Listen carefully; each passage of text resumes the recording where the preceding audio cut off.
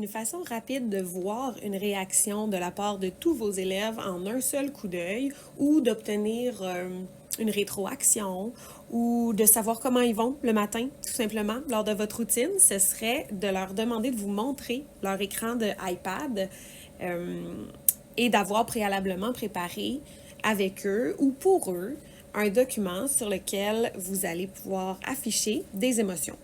Donc, j'ai préparé un document dans Pages, mais on aurait très bien pu aussi le préparer dans Keynote en mettant, par exemple, une photo par page.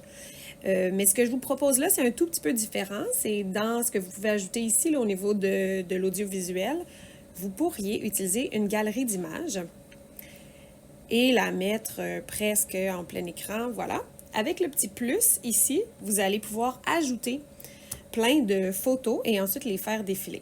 Donc, c'est ce que je vais faire. Je vais ici choisir une photo, mais ça pourrait être très intéressant de prendre des photos de votre élève lui-même qui exprime des émotions. Donc, vous pourriez travailler la reconnaissance des émotions à travers la fabrication de ce document-là. Mais pour les besoins de la cause d'aujourd'hui, je ne me prendrai pas en photo. Je vais aller choisir une photo. Donc, j'ai téléchargé plusieurs photos il y a un instant et je vous montre dans 2 petites minutes là, comment j'ai fait ça. Donc, je vais aller sélectionner une photo. En fait, j'en sélectionne plusieurs. C'est toute la même madame qui s'est généreusement prise en photo et qui les a partagées gratuitement. Je vais ajouter tout ça tout de suite. Donc, ce que ça donne, dans le fond, là, c'est une galerie de photos que votre jeune peut faire défiler en cliquant sur la petite flèche qui est à droite ou qui est à gauche. Et une fois que c'est fait, il peut tout simplement retourner son écran et vous dire que ce matin, il a vraiment envie de rigoler. Il trouve que tout est très drôle et c'est ça son humeur du matin, par exemple. Vous pourriez aussi le faire réagir suite à la lecture d'un livre sur Biblius ou un album de littérature jeunesse. Donc, ça peut être vraiment très intéressant. Maintenant, je vous avais dit que je vous montrerai où est-ce que je suis allée chercher ça. C'est très simple, sur le site pixabay.com. En fait, je l'ai mis en français et j'ai cherché des émotions. Ici, là, vous voyez que ma dernière recherche, c'était confusion et ça m'a amené à celle-ci. Et vu que j'ai cherché d'autres émotions, j'ai vu cette personne-là qui s'est prise en photo. Quand on clique sur un élément de Pixabay, on peut aller voir qui est l'auteur. Et là, j'ai vu que c'était Robin Higgins.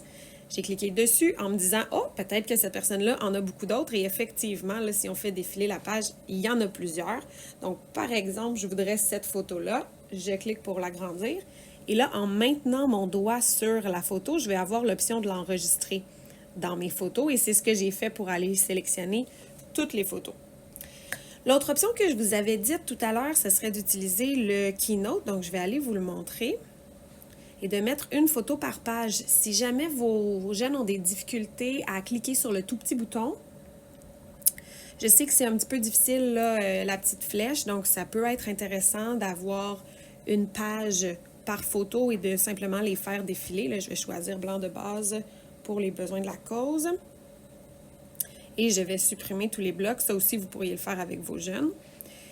Et maintenant, je ne sais pas si vous avez remarqué, mais j'ai 3 petits points en haut. Ça me permet d'aller mettre mon écran en split view, donc en écran partagé. J'ai mon Keynote à droite ici, qui est vierge, et j'ai une photo que je trouve super mignonne, mais je ne voudrais pas l'arrière-plan, par exemple.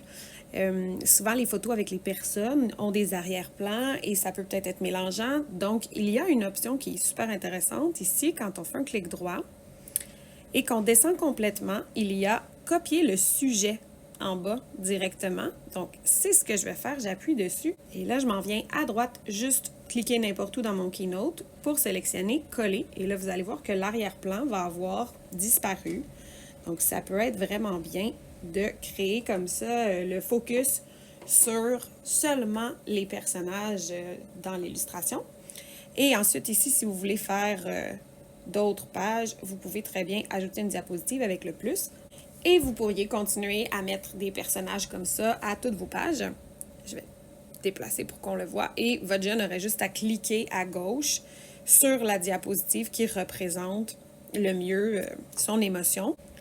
Et c'est peut-être plus facile de cliquer sur des petits onglets ici des diapositives que de cliquer sur la petite flèche. Donc, à vous de voir comment vous l'organisez.